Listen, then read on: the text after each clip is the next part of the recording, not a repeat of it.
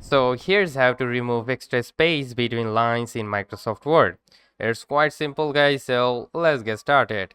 First of all, what you need to do, simply select the paragraph that you want to remove the extra space between the lines. So you need to select that and then right click on your mouse, and then from here you will probably see this paragraph option. So you need to select that paragraph option, and now after that you will probably see this line spacing. So if you select that, as you can see, there are single space, 1.5 lines, double at least exactly, and many more options available here.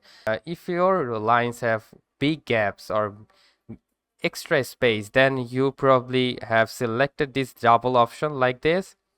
Now you need to remove this double space. Then you can simply right click, go to the paragraph, and make sure to have this double to the single. All right, so make it single and press on OK, and as you can see, the extra space has been removed.